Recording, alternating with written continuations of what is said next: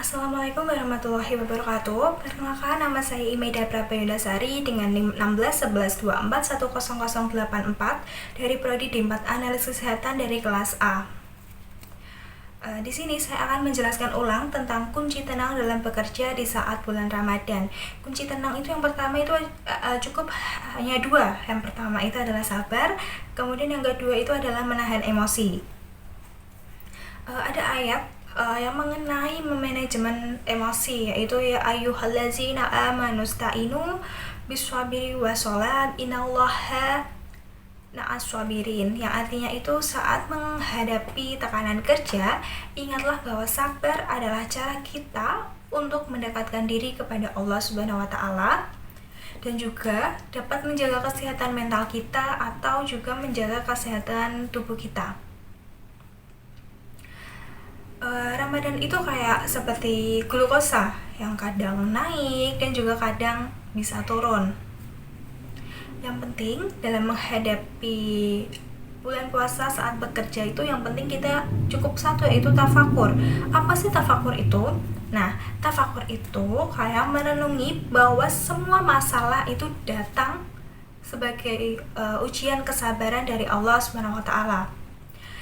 Ada beberapa kunci tenang dalam bekerja di saat Ramadan. Yang pertama, yaitu menjaga kesabaran saat alat laboratorium error, yang artinya kita harus tawakal, restart, dan juga tafakur di tengah lapar dan juga haus.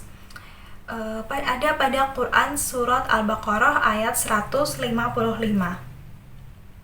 Pembahasannya itu kayak yang pertama contohnya itu kayak alat rusak pas jam kerja, terus ditambah perut kosong. Itu kayak disingkatkan menjadi cobaan yang bertubi-tubi. Kemudian tafakur saat lapar, berpikir bahwa ini adalah latihan sabar dan juga tawakal. Kemudian ada meditasi kesabaran, ya kayak tarik nafas dalam, kemudian tahan sejenak dan ucapkan hasbunallah wa ni'mal wakil. Kemudian kunci yang kedua yaitu kesucian jiwa dan kesucian alat seperti wudhu, sterilisasi alat, kemudian meditasi hati. Ada pada Quran surat Al-Baqarah ayat 222 yang membahas tentang menjaga kebersihan alat laboratorium seperti menjaga kebersihan hati dari iri dan juga dengki. Tafakur saat mencuci alat, merenungi bahwa seperti ini dosa-dosa kita bisa dicuci dengan istighfar. Nah, meditasinya itu pejamkan mata, kemudian tarik nafas dan ucapkan astaghfirullahalazim dalam hati. Kemudian kunci yang ketiga yaitu pelajaran kesabaran dan juga fokus pada tarikan nafas. Bayangkan saja setiap embusan nafas ini tuh membawa sebuah ketenangan hati. Ini tuh ada pada Quran surat Al-Isra ayat 36. Pembahasannya itu yang kayak contohnya ya, kayak pipet butuh presisi, begitu juga hidup juga butuh kehati-hatian. Kemudian tafakur, fokus pada tarikan nafas. Bayangkan setiap hembusan membawa sebuah ketenangan. Kemudian ada meditasi heningnya. Saat bekerja, cobalah sesekali hening sejenak, rasakan ketenangan hati. Selanjutnya, kunci yang keempat yaitu adalah melihat secara detail yang terlupakan. Ini tuh ada pada Quran surat Al-Hasyr ayat 19.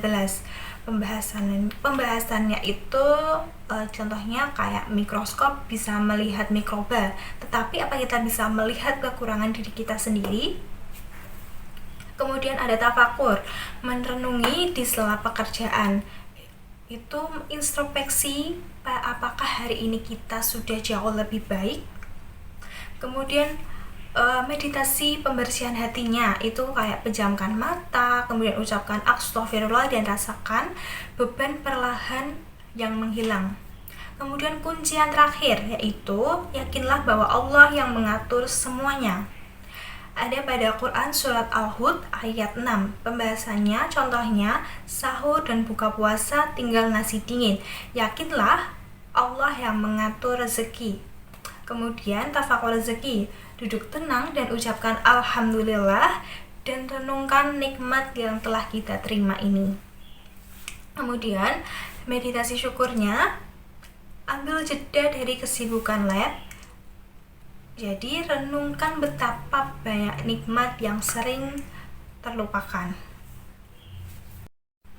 Kemudian kaitkan masalah ini atau pembahasan ini dengan isu akademik yang relevan. Yang pertama itu ada psikologi kerja. Dari penjelasan yang tadi, psikologi kerja ini dapat membantu untuk memahami bagaimana cara meningkatkan kinerja dan juga produktivitas kerja dalam kondisi saat berpuasa. Kemudian yang kedua ada manajemen stres.